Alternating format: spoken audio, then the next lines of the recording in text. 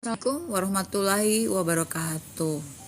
Sekarang ada notifikasi aku bisa menerima guest di dalam live aku. Oke guys, kita bahas dulu definisi korupsi. Korupsi adalah penyalahgunaan kekuasaan atau wewenang untuk memperoleh keuntungan pribadi. Jadi ada garis bawahnya, yaitu dia dapat keuntungan pribadi atau kelompok. Jadi ada keuntungan yang biasanya merugikan kepentingan publik. Korupsi bisa berbentuk suap, penggelapan dana, nepotisme, pemerasan, atau praktik tidak jujur lainnya. Praktik tidak jujur lainnya artinya banyak ya. Dalam pemerintahan, bisnis, atau organisasi. Korupsi merusak kepercayaan masyarakat, menghambat pembangunan, dan memperparah ketimpangan sosial. Untuk mengatasi korupsi diperlukan transparansi.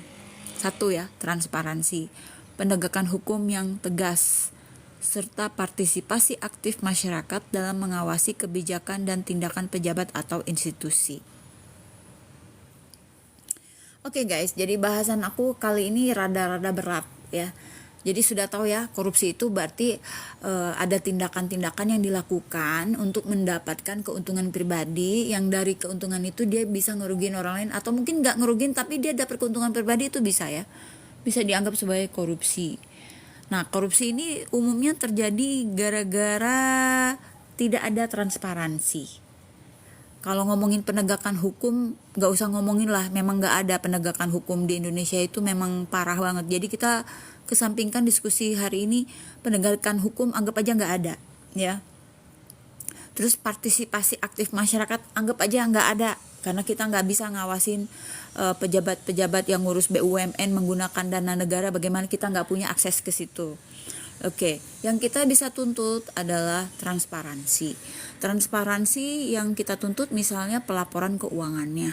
Itu yang kita bisa tuntut. Kita sebagai rakyat jelata itu nggak punya akses kan untuk mengawasi kebijakan. Suka-suka mereka aja bikin kebijakan. Kita tuh nggak punya power kecuali kalau udah viral. Seperti misalnya kemarin pemerintah urung menaikkan pajak kan, pajak konsumen itu.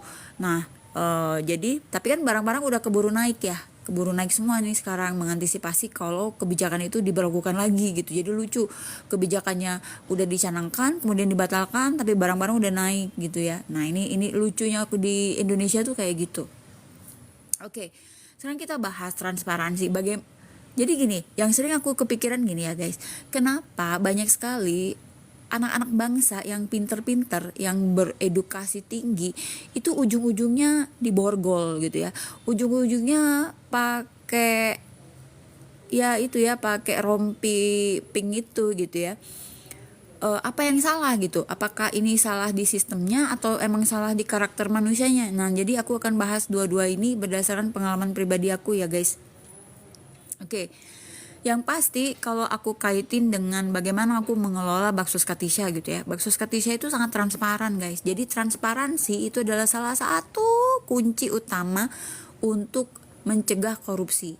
Jadi bayangin guys, teman-teman itu bisa ngitung sendiri uang yang aku ambil berapa, yang disalurkan berapa, dan rekening Baksos itu boleh siapapun lihat ya.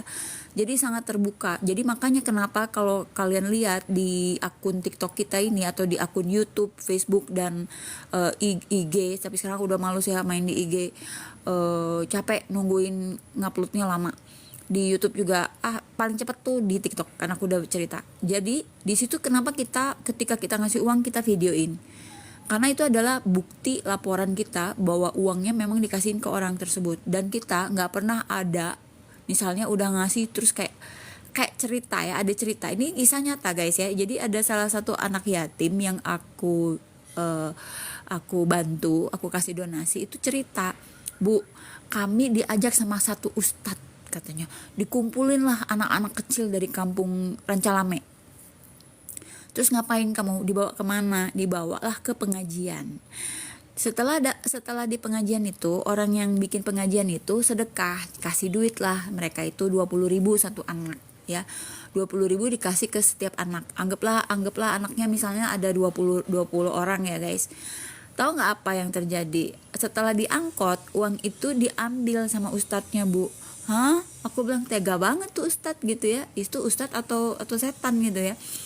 Jadi anak-anak itu cuman capek doang, jadi capek ikutan acara pengajian, pulang-pulang dipalak uang yang amplopan orang yang bikin pengajian itu. Ini terjadi guys, ini kisah nyata beneran. Anaknya namanya Muhammad ya, daerah Rancalame.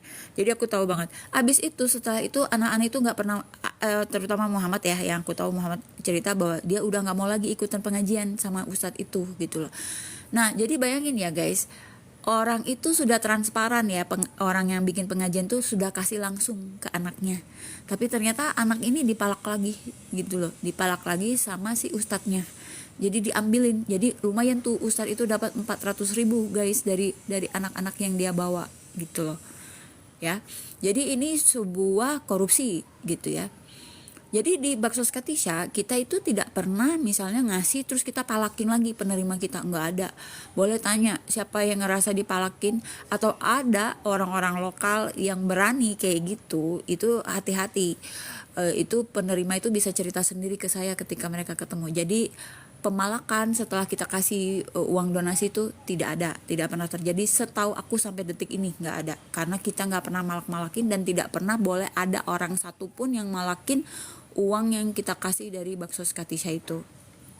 Nah transparansi ini guys sangat penting. Jadi misalnya nih, misal ya aku cerita, ada orang yang bikin program nasi bungkus, terus orang nyumbang tuh ya. Orang ini pelaporannya cuma kata-kata guys, sudah disalurkan nasi bungkus misalnya let's say 50 bungkus. Kita nggak pernah lihat videonya, nggak pernah lihat fotonya.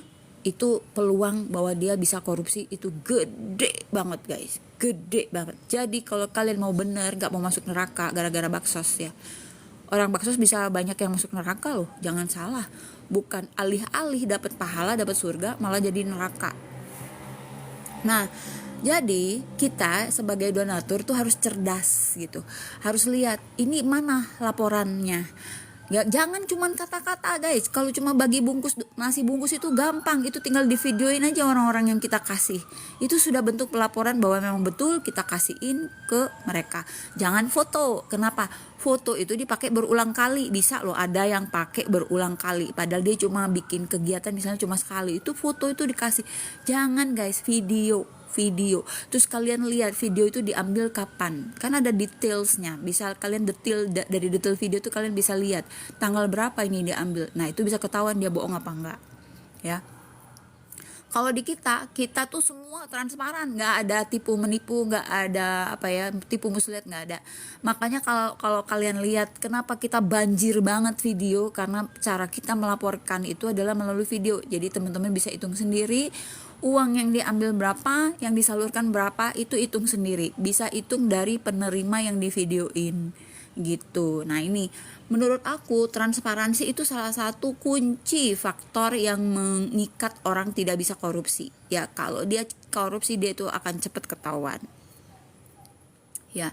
Tapi balik lagi guys, sebenarnya kalau kita ngomongin sistem ya, bisa jadi ini sistem kenapa orang-orang di negeri ini banyak yang terlibat korupsi itu mungkin ada sistem yang membuat mereka punya celah untuk korupsi ya, atau memang udah terniat banget gitu.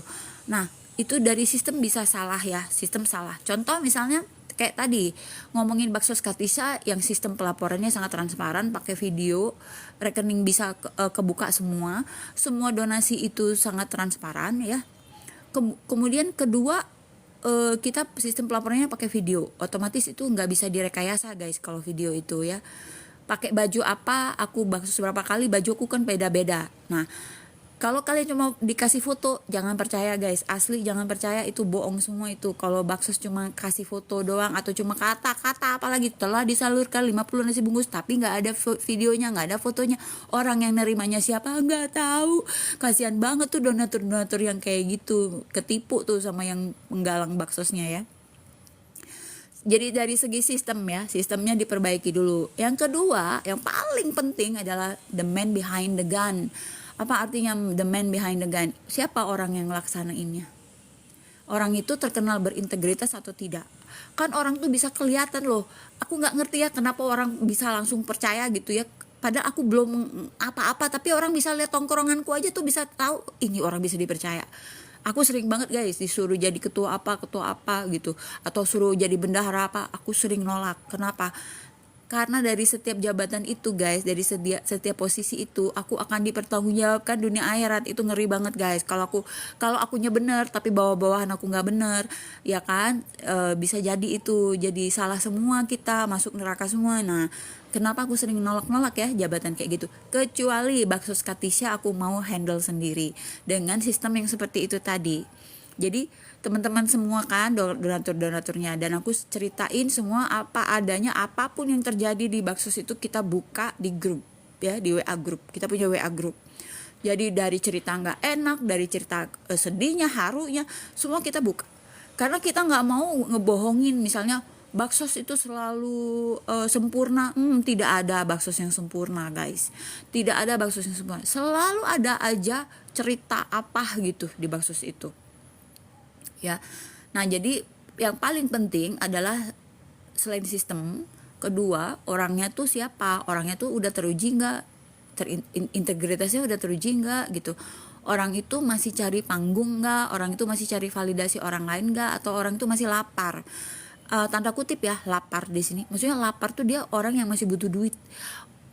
Sorry, maksud aku semua orang kan butuh duit, tapi maksud aku tuh ada orang yang masih lapar, masih kekurangan. Jadi dia kekurangan ini relatif ya guys. Kalaupun dia mobilnya Pajero, tapi kalau dia ngerasa dia masih kekurangan, yaitu masuk orang kekurangan ya.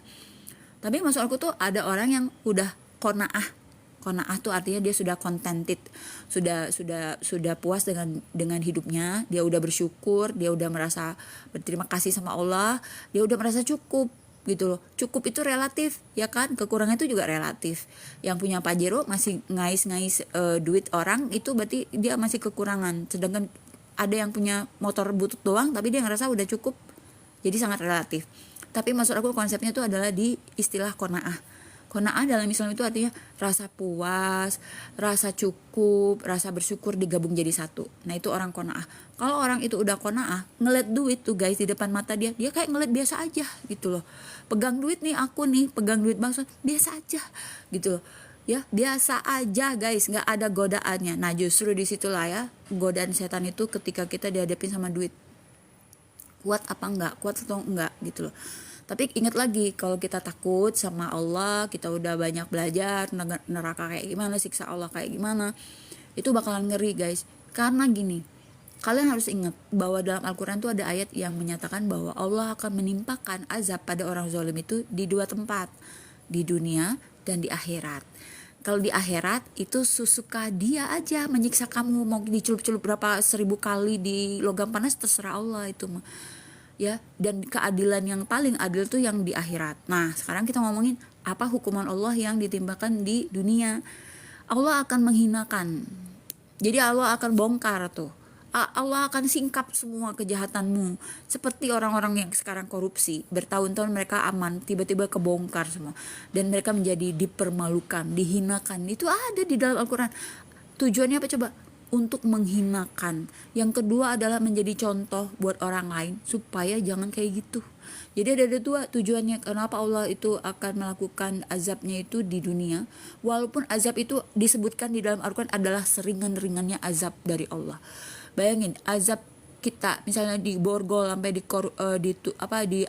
jadi koruptor di penjara, itu tuh adalah azab yang ringan-ringannya guys. Bayangin coba, itu adalah azab yang ringan-ringannya, dipermalukan, dihinakan di dunia itu. Tapi kan udah hancur tuh orang-orang itu, udah karir udah rusak gitu kan, nama baik udah nggak ada gitu ya, dikenal mukanya di mana-mana sebagai koruptor gitu. Habislah tuh masa depan orang tuh, habis guys ya.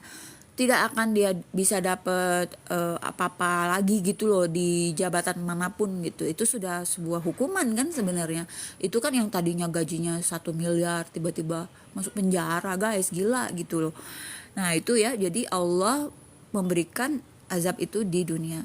Nah menurut aku selain azab itu untuk menghinakan, sebenarnya untuk bikin kita menderita. Jadi bayangin ya, kebanyakan orang-orang yang korupsi itu duitnya nggak halal, haram kan, dikasihin tuh ke anak bininya bisa selingkuh guys. main sama orang lain. Bisa juga anaknya bandel. Banyak guys kasus anak bandel. Kenapa anak itu bandel? Karena dikasih makan yang haram. Nah, apakah anak yang nakal itu bukankah sebuah siksaan juga gitu buat orang tua? Siksaan itu. Anaknya bodoh misalnya, siksaan itu. Nah sekarang balik lagi, orang tua harus berintrospeksi diri. Anak aku ini kayak gini errornya, apakah aku salah kasih dia makan? Jangan-jangan ada makanan haram yang kamu kasih ke keluargamu. Makanya di dalam ayat itu disebutlah lindungilah dirimu dan keluargamu. Nah, dirimu dan keluargamu dari api neraka, dari azab neraka. Ya, kenapa coba Allah? Aku mikir ya, kenapa Allah nggak cuma dirimu aja gitu? Kenapa harus bawa-bawa keluarga? Karena gini guys, di dalam hadis Rasulullah itu disebutkan bahwa nanti ketika kita masuk surga, kita tuh akan dikumpulkan lagi dengan orang-orang yang kita sayangin. Mana ada sih orang tua, kecuali dia emang gila, yang nggak sayang sama anak dan istrinya. Nggak, mana mungkin kita nggak pengen kumpul lagi kan sama anak bini kita, sama keluarga kita di surga nanti gitu. Nah, makanya supaya kita bisa kumpul lagi di akhirat itu nanti, di surganya Allah itu, maka jagalah nggak cuma dirimu tapi keluargamu. Maka ini konteksnya jadi luas ya. Jadi ketika istri tahu suaminya korupsi, mbok ya ditegur, diingetin, dikasih tahu gitu loh. Atau misalnya kamu tahu tuh kakak kamu korupsi dana bos misalnya, ya kamu ingetin dia gitu loh. Jadi kita tuh tugasnya sebagai sesama muslim itu adalah memberi nasihat, memberi peringatan, menegur, amar ma'ruf nahi mungkar. Nggak cuma ngajak pada kebaikan, tapi juga mencegah pada kemungkaran. Nah itu istri-istri itu apa nggak takut gitu loh kalau lihat suaminya korupsi misalnya kayak gitu. Ya kan, apa nggak pengen kumpul lagi nanti di surga? Jadi baiknya suami atau istri akan menasihati seperti, "Ma, Pa, jangan korupsi, nanti kita nggak bisa kumpul lagi loh di surga selama-lamanya, terpisah." Nah, bisa nggak ngomong kayak gitu? Bisa guys ya. Nah, balik lagi behind the man, the man behind the gun. Jadi siapa orang di yang memanage segala sesuatu ini siapa? Ya, jadi itu orang penting banget, karakternya teruji enggak, dia masih lapar enggak sama duit gitu ya, dia masih rakus enggak sama duit. Nah itu bahaya ya guys, kalau kamu serahkan dana ke orang yang masih lapar, takutnya dananya malah dipakai disalahgunakan gitu loh. Itu berbahaya banget, dan orangnya nggak kuat iman, dia kurang belajar, kurang ngerti agama, mungkin kurang takut ya gitu loh. Jadi harusnya kan takut sama Allah, itu nomor satu. Makanya guys, untuk mengantisipasi kita seperti ini ya, jadi aku itu menaruh sejumlah uang aku di rekening Baksos, itu uang pribadi, ditaruhlah di situ. Supaya apa guys, seandainya misalnya pada saat pelaksanaan tuh kan heboh ya guys ya, itu selain dompet udah dipisahin, kadang dompet udah dipisahin, tapi tetap aja yang namanya aku tuh ketakutan sendiri kalau sampai ada uang Baksos yang kecampur sama duit pribadi aku. Jadi kalau duit aku kepake nggak masalah, tapi aku mengharamkan duit Baksos itu dipakai buat aku.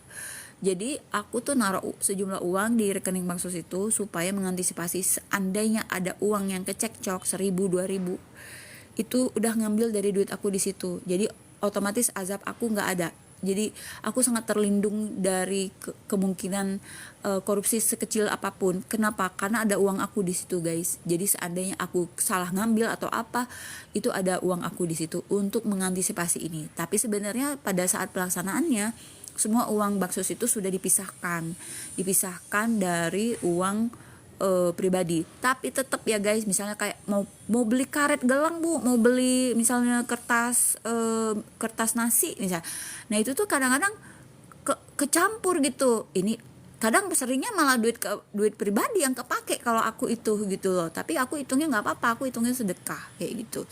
Tapi aku nggak boleh banget pakai uang Baksos, itu bagi aku haram ya. Dan begitupun juga aku mengajarkan ke orang-orang yang terlibat dalam pelaksanaan Baksos aku, orang-orang lokal. Mereka tuh rada segen gitu ngelihat. Kenapa? Karena aku sendiri nggak dibayar, aku sendiri nggak korupsi, Jadi mereka tahu gitu bagaimana tangan besinya aku melakukan pembagian dana, semua harus dicatat, semua harus terdata seperti itu. Jadi mereka kalau mau ngambil duit dari penerima aku itu boleh dibilang udah nggak bisa guys gitu, udah nggak bisa. Dan setiap kecurangan yang ada di baksos aku yang dilakukan itu adalah bukan oleh aku, tapi oleh orang lokal yang aku ajak untuk ngebantu orang-orang di kampungnya dia. Itu pernah ada kejadian kita kasih beras itu 5 kilo. Kita beli beras berapa karung. Kita antisipasi sekian karung, sekian orang. Betul guys, orangnya bener, dapat semua, jadi tidak curiga waktu itu. Tapi aku ngerasa kok kok berasnya ini nggak sebanyak seperti yang aku biasa bagi, karena kan tangan aku ini udah terbiasa bagi beras 5 kilo, jadi aku udah tahu beratnya segimana gitu, kayak muscle memory gajah gitu. Jadi kayak udah apal gitu loh, tangan aku beras 5 kilo tuh segini gitu loh. Nah pernah juga teman aku bagi beras 5 kilo tapi sebenarnya aku tahu itu nggak 5 kilo. Jadi dia kena tipu juga tuh sama toko. Kemungkinan ya dia kena tipu juga sama toko yang dia beli. Karena menurut aku beras 5 kilo nggak seperti itu gitu loh. Nah akhirnya aku suruh salah satu penerima aku, coba kamu timbang di luar sepengetahuan orang lokal yang jadi koordinator aku. Coba kamu timbang, karena aku tuh deket semua ya sama penerimaku tuh, aku kenal satu persatu gitu loh. Jadi aku tahu siapa ibu ini namanya, rata-rata aku tahu. Suruh timbang. Itu ada toko di sebelah kita tuh, kita bakso tuh ada warung timbang di situ. Betapa kagetnya guys ketika kita timbang, ternyata berasnya cuma 4,5. Jadi si orang koordinator lapangan itu ngambil setengah kilo per orang. Jadi dia bisa dapet berapa sekarungan lebih ya. No, bisa dapat 2 karung dia. Pokoknya ada dapat berapa karung lah, lupa aku hitungannya karena udah lupa lagi ya, datanya tuh udah harus lihat catatan dulu ya. Waduh, itu kalian tahu apa yang aku lakukan? Aku marahnya setengah mati. Aku ke forum, aku di depan, jadi kita punya mic waktu itu karena benar-benar acaranya besar. Jadi aku ajak semua penerima aku tuh makan ketupat, opor ayam karena abis lebaran. Terus aku bagi baju, jilbab baru segala macem, pokoknya kayak heboh banget lah waktu itu ngasih ke daerah itu. Dan itu di situ kita ngundang sekitar 75 penerima. Itu di depan forum itu aku ngomong gini, aku ceritain semua apa yang terjadi, termasuk buah pepaya aku disumputin sama si TI itu. Aku beli, aku udah tahu aturannya segimana, ukurannya. Tiba-tiba aku ngerasa, tiba-tiba tangan aku tuh digerakin sama Allah untuk ngebongkar box-box plastik, tin wall yang udah aku siapin untuk ngasih buah-buahan buat penerima aku. Ternyata guys dia pinter banget, dia licik banget orangnya. Jadi dia tumpukan si tin wall itu udah disusun-susun gitu. Bagian luarnya guys buahnya penuh. Bagian luarnya tuh buahnya penuh. Tapi entah kenapa Allah yang gerakin tangan aku tuh ngebongkar susunan tin wall itu. Kalian tahu apa yang aku dapetin? Di tengahnya si tin wall box itu isinya cuma setengah semua. Dan aku heran, aku biasa baksos, aku biasa urus sendiri. Jadi aku tahu aku beli buah segini pasti ini udah lebih gitu yang aku beli gitu ya. Akhirnya aku tanya, kebetulan ada anaknya. Aku bilang, buahnya udah habis? Aku bilang, enggak bu, masih ada. Oh, di mana? Aku berusaha kalem aja, padahal dalam hati udah mendidih itu guys. Dalam hati tuh udah sampai otak tuh kesel banget gitu ya. Dalam hati kurang ajar nih orang nih gitu loh. Udah kita bantuin, nama dia udah harum sebagai koordinator aku di kampung dia, sampai dia mau dijadiin RW ya di desa itu. Terus dia ternyata manfaatin Baksos Katisha, menunggang gitu loh baksos kami untuk dia itu, padahal dia bukan orang sekolah, jadi dia nggak bisa lah. Cuman warga-warga di situ ngerasa kayak dia berjasa banget gitu, padahal berjasa itu Baksos Katisha kita gitu ya. Aku tanya ke anaknya, di mana buahnya?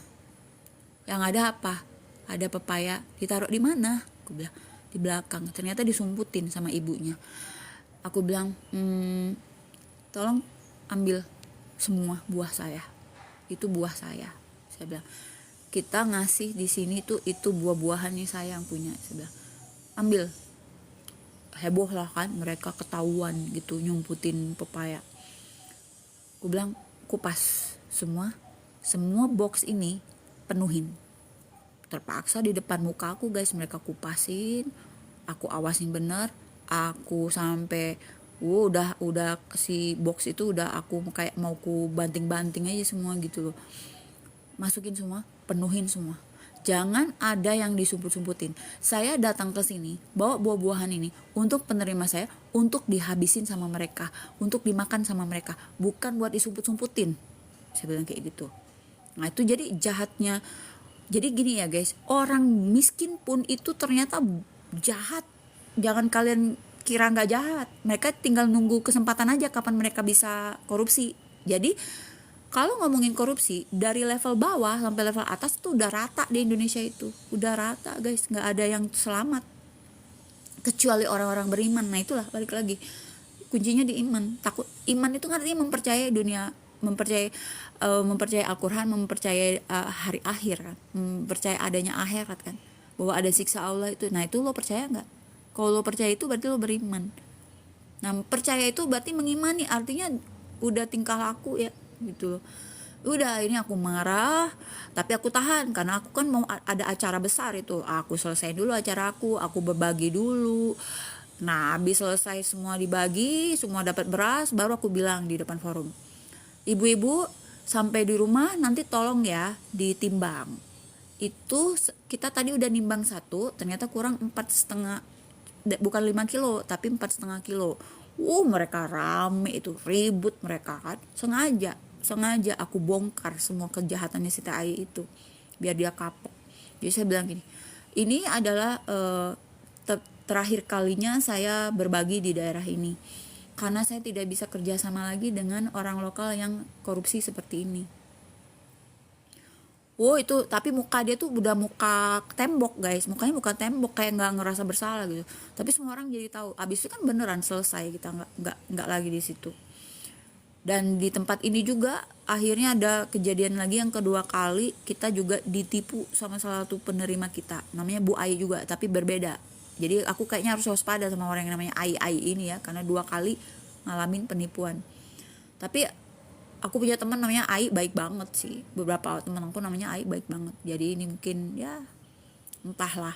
Jadi kalau kalian bilang, yang korupsi itu orang-orang pejabat-pejabat, enggak guys.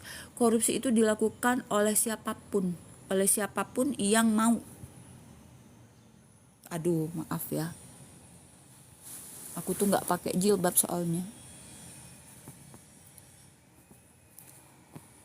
Begitulah guys, kalau ngomongin korupsi mah nggak habis-habis di Indonesia tuh. Kenapa? Karena udah kayak watak gitu ya. Kayak udah jadi bagian budaya. Jadi ngeri banget kalau kita budayanya tuh bukan budaya yang positif tapi budaya yang negatif gitu ya. Nah itu ya satu kejadian yang benar-benar ngenes banget gitu. Kita udah baik, itu satu keluarga dia tuh udah banyak yang kita bantu guys, masih tega-teganya coba korupsi. Waktu saya beli beras itu di pasar situ ya, saya tuh bawa beras pakai mobil saya yang kecil, dibawa pakai karung, itu saya ditemenin sama suaminya. Saya tuh ngomong di dalam mobil itu karena saya udah curiga, udah ada kayak radar gitu. Aku bilang ke suaminya, Pak tolong ya kalau yang namanya bakso Skatisha itu jangan dikorupsi, jangan dimain-mainin ya, soalnya pasti ketahuan sama saya kan. Kalau ketahuan nanti nggak enak. Saya bilang, saya pasti akan berbuat sesuatu yang akan mempermalukan kalian kalau kalian jahat ke bakso saya, gituin sama aku. Dan benar, aku buka guys itu di depan publik bahwa kelakuan mereka kayak gini. Sampai ceritain pepaya saya disumputin aja saya ceritain semua, karena udah kesel guys. Ini bukan kejadian sekali, saya bilang, ini udah kejadian yang ke-6 kali. Jadi pernah kita ngasih baju untuk penerima kita titipin ke dia karena orangnya nggak ada. Pada saat saya ketemu sama orangnya, nggak dikasihin guys gitu loh, nggak dikasihin bajunya gitu. Jadi kan ketahuan gitu loh. Saya tuh selalu check and recheck orangnya. Jadi mereka takut sekali gitu loh. Tapi mereka benar-benar niat banget gitu untuk korupsiin bakso kita gitu ya. Tapi akibatnya apa coba? Saya hancurin nama baik dia. Jadi dia terkenal sebagai orang yang licik di desanya sekarang gitu loh. Dan membuat kita udah kapok untuk tidak mau lagi bantuin daerah situ gitu loh. Ya, jadi seperti itu. Jadi kalian yang buat bakso harus hati-hati. Kadang-kadang bukan pengurusnya yang korupsi, tapi orang di bawahnya yang bantu-bantuin kalian. Jadi misalnya ada sisa apa, nggak ngomong lagi, diambil gitu aja. Atau dia ngambil bagian gitu, kayak beras kan diambil setengah kilo kan lumayan guys, setengah kilo kan misalnya buat 75 orang, kalian kalikan sendiri bisa 2 karungan gitu ya. Seperti itulah kurang lebih. Nah, atau misalnya kita beli ayam nih ya, waktu itu beli ayam, kita masak di sana, kita bayar semua guys, sampai ke garam-garamnya, sampai ke gas-gasnya kita bayar. Tahu apa yang dilakukannya? Datanglah keluarganya duluan makan di situ. Keluarganya yang saya nggak tahu siapa-siapa. Seakan-akan itu kayak gawenya dia gitu, kayak kendurinya dia, padahal itu hajat besarnya bakso Skatisha. Tapi saya bilang, sudah, yang penting buat penerima saya catat aja dalam diri saya catat, oh begini orang ini. Ngeri loh. Kalian kalau sama orang baik kayak saya itu, kalau saya baik banget, tapi kalau kamu sekalinya udah ngecewain saya habisin juga kalian gitu loh. Kalau saya gitu sifatnya. Jadi saya juga permalukan dia akhirnya di depan orang banyak, itu saya permalukan dia. Saya ungkapin semua kelakuan dia kayak gimana gitu loh, dan semua langsung wah marah semua gitu kan, penerima bakso itu. Habis itu udah selesai, kita nggak mau bantuin lagi. Jadi kita juga melihat bagaimana sebuah area yang kita bantuin, apakah orang yang memang baik-baik, soleh-soleh, atau penjahat-penjahat. Kalau yang penjahat-penjahat ada aja yang kita udah tegur ya guys, kita udah main kayak kalau di kantor udah kayak surat peringatan SP1, si Tai itu udah dikasih, teh jangan kayak gitu lagi ya, ketahuan sama aku. SP1, teh jangan kayak gitu lagi ya. SP2, udah SP3 sampai berapa, nggak bener-bener juga nih orang, udah permaluin aja sekalian, dibuka aja semua aibnya. Begitu cara aku, karena udah nggak mempan diomongin orang kayak gitu, diomongin baik-baik nggak ngerti-ngerti juga, berarti emang udah dablek mau makan haram. Saya bilang, kamu berarti makan darah dan air mata orang-orang yang saya bantu, karena itu adalah hak mereka.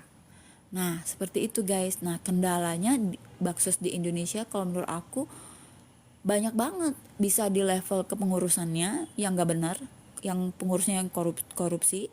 Bisa juga di orang-orang bawah yang ngebantuin, itu bisa korupsi juga mereka. Nah kita itu pernah ngalamin yang kalau pengurus enggak ada ya, karena aku sendiri terbuka banget soal keuangan. Tapi yang jadi masalah tuh orang lokal yang kita jadi koordinator. Nah makanya kita nggak pernah mau kalau ada yang nawarin gini guys, Bu titip aja ke saya, nanti saya kasih bukti videonya. Nggak pernah mau. Udah berapa kali, bukan kita nggak nyoba, kita udah nyoba. Videonya nggak jelas, orang jumlahnya nggak benar, jumlah penerimanya gitu loh. Kemudian komunikasinya jadi jelek, orang itu kayak ngehindar-hindarin kita gitu, atau bisa jadi malah uangnya diambil sama dia gitu. Nah uangnya diambil ini terus kita kasih tahu ke penerima yang lain bahwa uangnya udah dikasihin ke orang ini. Ya udah, penerima lain ke rumah orang itu, ngontrak lah ke rumah orang itu, tapi nggak dikasih juga. Ya sudah, minimal kita udah kasih tahu ke penerima yang lain bahwa nih warga kamu nih, tetangga kamu ini penjahat, seperti itu. Ya minimal udah hancur aja dulu nama baiknya gitu loh ya, seperti itu. Karena kita laporin ke polisi juga percuma ya kan, kita laporin polisi percuma gitu loh. Polisi nggak mau lah ngambil kasus yang remeh-temeh seperti ini, apalagi kalau nggak ada duitnya, apalagi orang yang tersangkanya itu orang miskin, udah lewat lah. Jadi akhirnya kita jalankan hukuman sosial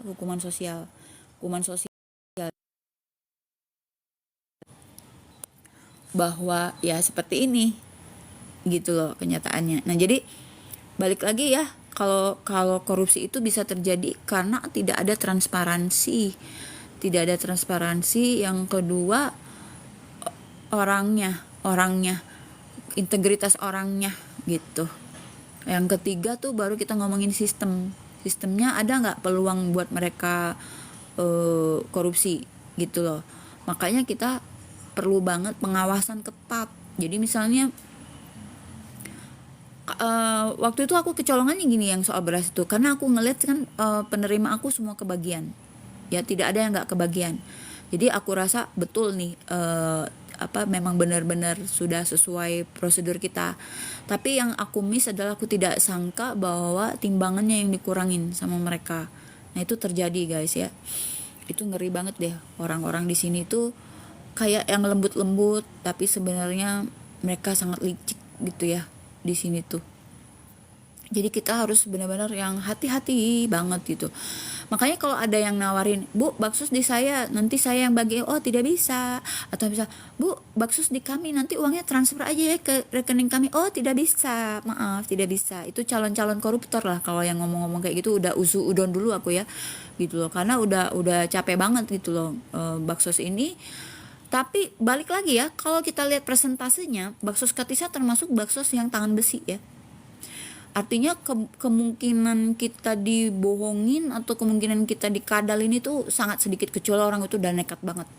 Salah satu yang mereka takutin adalah ketika mereka mendaftarkan orang. Nah, koordinator lokal kan itu yang bertugas untuk mendaftarkan orang-orang di kampungnya.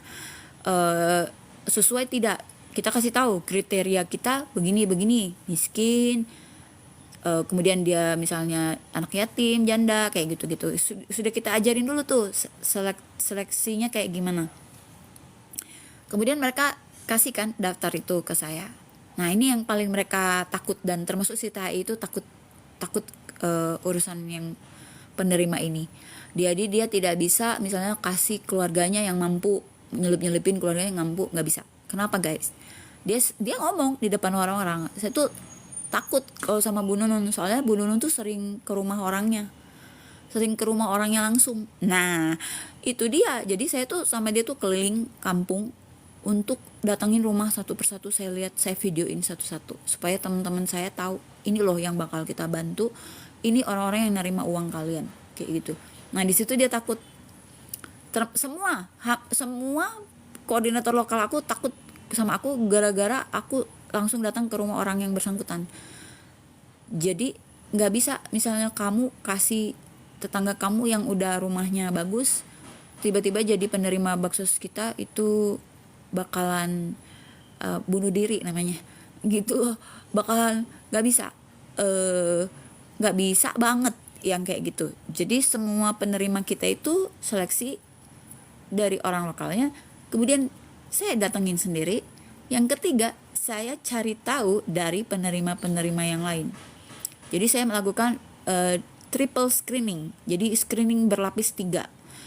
Dari orang lokal, kamu ngajuin siapa-siapa aja, saya datangin rumahnya langsung. Yang ketiga, saya cari tahu dari penerima yang lain, betul nggak ibu itu kayak gini, betul nggak ibu itu kondisinya kayak gini. Itu dari penerima yang lain. Jadi nggak bisa bohong.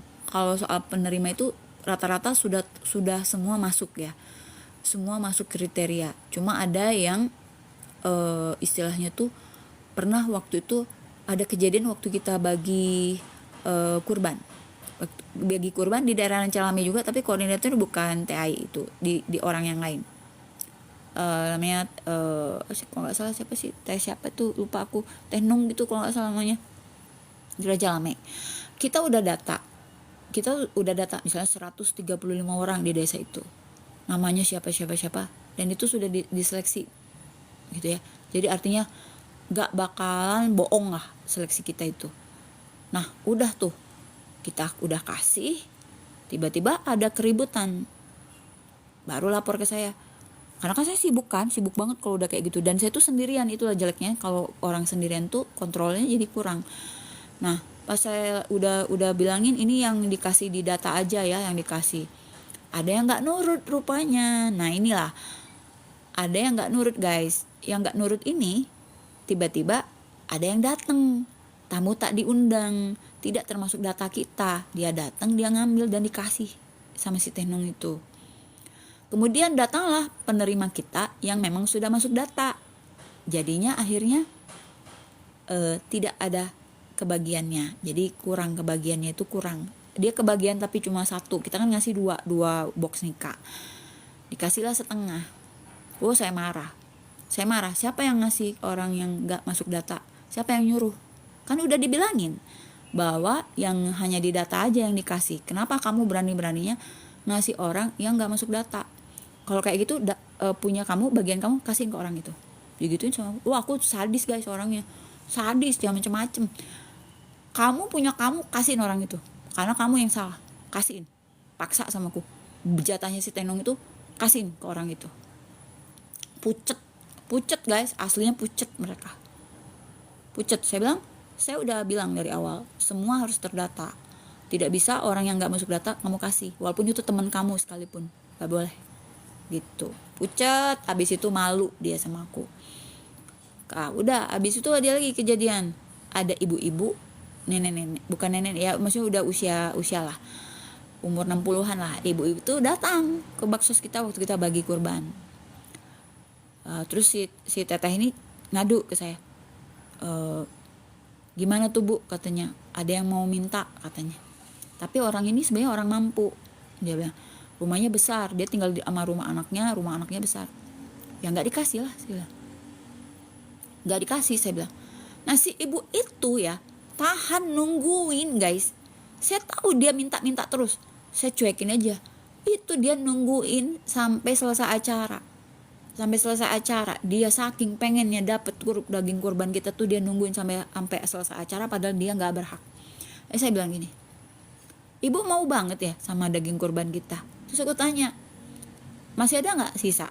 Aku bilang, kalau aku sih kan nggak apa-apa ya. Kalau dia, berarti kan orang tuh walaupun dia dianggap kaya, mungkin kita nggak tahu, mungkin siapa tahu dia memang orang yang membutuhkan, atau memang dia pengen aja dapat gratisan, kan nggak tahu juga kan. Mental kita tuh ada yang mental haji mumpung, mental gratisan, kan ada yang kayak gitu. Aku tanya ke panitia aku, ada nggak sisa? Aku bilang, kalau ada sisa kasih, gue bilang.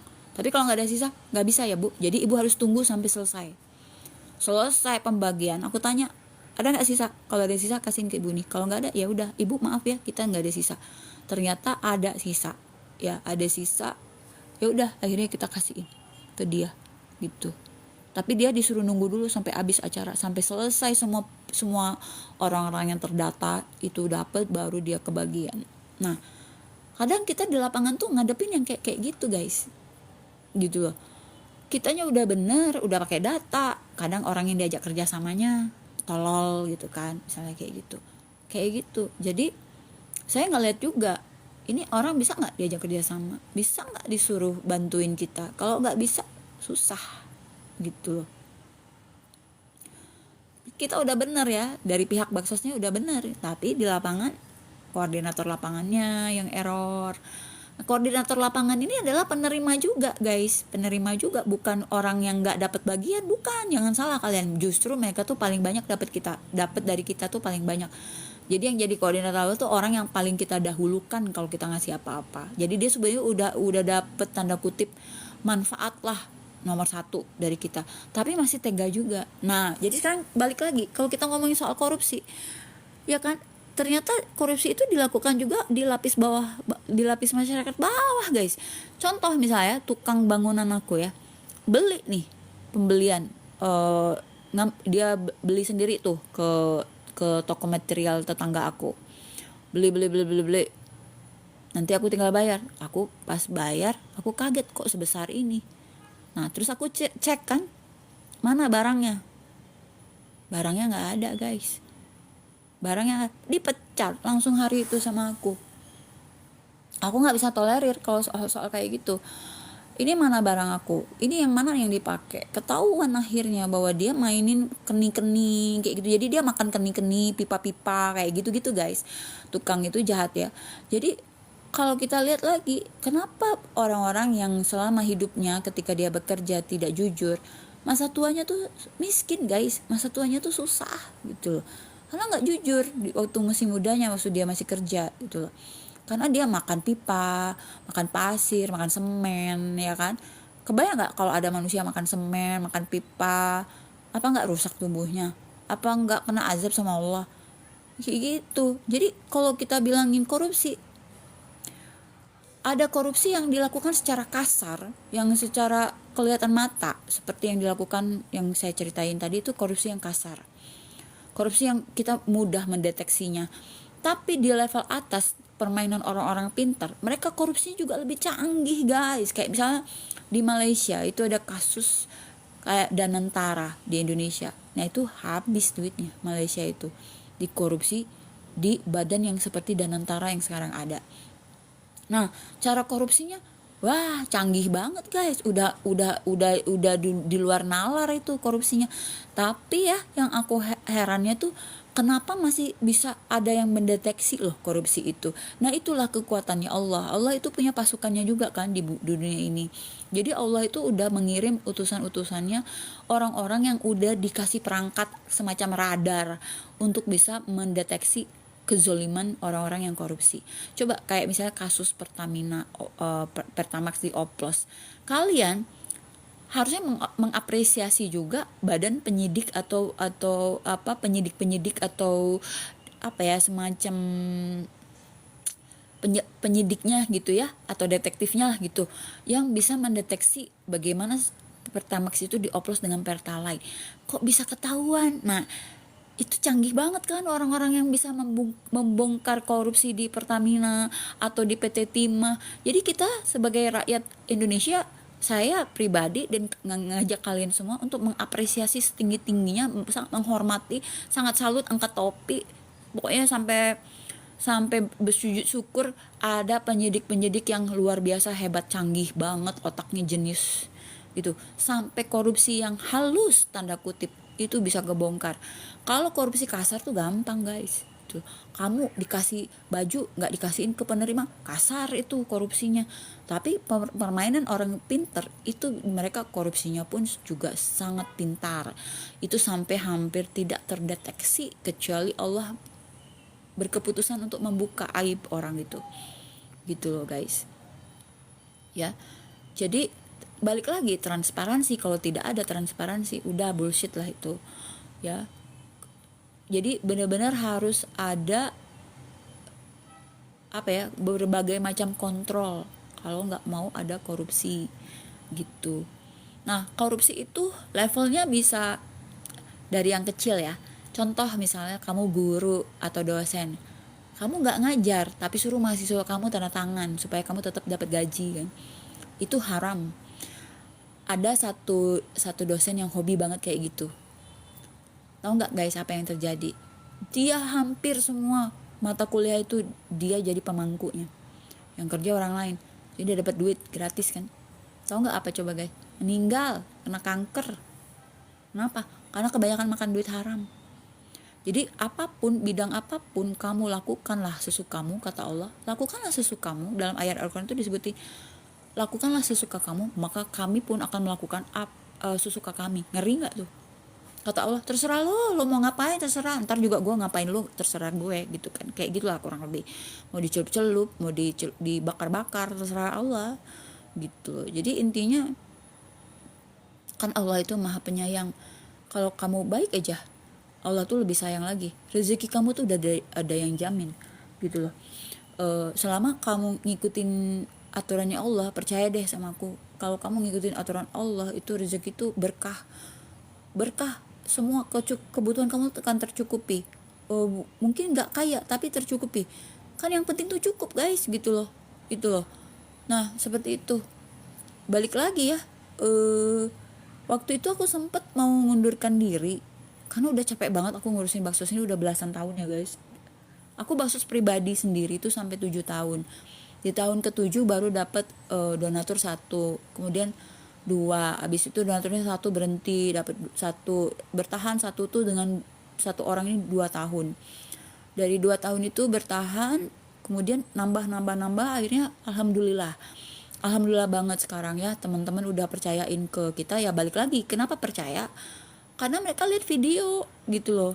Mereka lihat video dan aku benar-benar terbuka. Siapa aja boleh lihat rekening baksos kita. Nah, Waktu itu sempet mau ngundurin diri guys, karena sakit, badan aku tuh udah sakit. Aku ngalamin musibah di daerah baksos aku juga. Jadi aku gara-gara baksos aku jadi invalid. Aku punya masalah di tulang belakang karena jatuh di satu panti di Sumedang. Jadi baksos ini sudah mengambil kesehatan tubuh aku juga sih, selain mengambil waktu, tenaga, pikiran, uang gitu. Banyak yang dikorbanin buat baksos ini. Nah waktu itu aku ngomong aku kayak udah nggak sanggup lagi, udah sakit banget badan aku bilang sok siapa yang mau gantiin aku ajarin. Terus ini rekeningnya, aku bilang ini uangnya. Aku bilang aku mau ngundurin diri, terus aku minta maaf. Aku bilang maafin aku seandainya dalam pengelolaan baksos ini ada uang kalian yang 1 sen 2 sen kepake sama aku, tentunya pastinya tidak sengaja. Aku bilang aku minta dimaafin. Aku minta maaf dulu guys sama teman-teman aku, karena aku waktu tuh ngerasa udah parah banget deh hidup aku tuh. Udah sakitnya udah luar biasa, sakit banget. Sampai rasanya untuk hidup sendiri aja udah susah waktu itu ya, karena udah kesakitan banget. Jadi aku bilang aku kayaknya mungkin mau mati nih gitu kan, jadi lebih baik minta maaf dulu sama teman-teman gitu kan. Apa coba reaksi teman-teman aku di luar dugaan. Selain tidak ada yang mau nerusin baksos ini, semua teman-teman nggak mau gantiin aku, dan aku nggak boleh diganti. Kata mereka nggak boleh diganti, tetap harus aku. Terus aku bilang aku nggak sanggup lagi. Kata mereka kita tungguin. Bayangin guys, kita tungguin, katanya tungguin sampai nununnya kuat untuk baksos lagi. Sekarang istirahat aja dulu, sekarang fokus aja dulu sama kesehatan, urusin aja dulu badan sendiri, kata mereka. Luar biasa guys, reaksi yang benar-benar di luar dugaan aku. Kupikir ada teman yang mau ya, ternyata nggak ada yang mau, dan aku nggak boleh diganti. Aku bilang kalian ini lucu banget, aku bilang gantiin lah, aku bilang gitu. Nggak ada, malah ada yang ngancem gini, kalau kamu bukan yang pengurus baksos ini, kamu bukan yang jalan baksos ini, aku keluar, nggak mau aku jadi donatur kalau bukan kamu yang pegang. Segitunya tuh, berarti apa coba, trust teman-teman aku sama aku tinggi banget. Justru dengan mereka percaya banget sama aku sampai 1000% kayak gitu, aku justru kalau mau macem-macem aku malu guys sama temanku. Kedua, teman-teman ini yang jadi donatur ini adalah sahabat-sahabat aku, sahabat-sahabat baik aku, orang-orang baik gitu. Masa aku mau mengkhianati mereka kan gitu. Gila aja loh gitu kan, kayak gitu. Orang udah level udah kayak temennya tuh temen, udah kayak saudara gitu loh level-levelnya. Jadi nggak mungkin lah kalau sama teman baik yang udah baik sama kita, kita balas jahat kan, kecuali kamu nggak normal. Nah, ada orang yang nggak normal guys, memang di dunia ini. Orang yang kalau kita baikin dia justru jahat, itu ada yang kayak gitu. Itu orang berarti konslet. Kalau orang normal, dia pasti kalau dibaikin dia pengen lebih baik lagi, kayak gitu kan. Kalaupun dia nggak bisa ngebalas baik, minimal dia nggak menyakiti. Nah itulah guys. Jadi sebenarnya bangsa kita ini udah sangat tersakiti dengan korupsi yang merajalela dari level bawah sampai level atas. Yang tadinya aku misalnya budget buat ngerenovasi rumah aku cuma misalnya 10 juta, itu bisa berkembang jadi 20 juta ya, karena dimakan sama tukang. Mereka korupsi waktu, dilama-lamain kerjanya gitu. Yang harusnya misalnya pasang keramik bisa 10 meter sehari, mereka kerjain cuma 2 meter 3 meter sehari, ya makanlah situ. Balik lagi seperti Mas Amin bilang, gak apa-apa mbak, silakan aja mereka kayak gitu, nanti kan mereka sendiri yang dapat. Wah itu level imannya Mas Amin udah tinggi banget gitu. Tapi kan kita nggak bisa pasrah, kita tuh jangan pasrah kalau soal korupsi. Kita harus bikin transparansi, bikin sistem, seleksi orang-orangnya bener-bener sampai yang kayak misalnya di BUMN atau di pejabat-pejabat perusahaan-perusahaan negara kayak gitu. Lakukanlah tes, lakukanlah psychological screening gitu loh. Ini orang korupsi apa enggak, kayak gitu loh. Jangan cuma dilihat pinternya aja gitu loh. Integritasnya gimana ya, cara ngetesnya bingung juga ya gitu loh guys. Seperti itulah guys cerita aku hari ini. Yang pasti kita usahakan diri kita sendiri nggak jadi koruptor ya, dan kita kalau sebisa mungkin kita mencegah orang lain jadi koruptor. Itu aja dulu yang bisa kita lakukan. Kalau apa yang udah terjadi, biarin mereka disikat sama penegak hukum. Mudah-mudahan penegak hukum kita nggak impoten gitu guys. Wassalamualaikum warahmatullahi wabarakatuh. Mohon maaf jika ada kata-kata saya yang tidak pantas.